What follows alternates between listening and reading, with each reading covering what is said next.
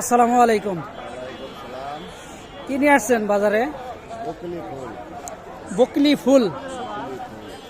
এটা কি জাতের এই ফুল? চাইনিজ জাতের নাকি চীনা জাতের সবজি নিয়ে আসছে। কফি দেখতে অনেক সুন্দর লাগতেছে, গ্রিন সবুজ।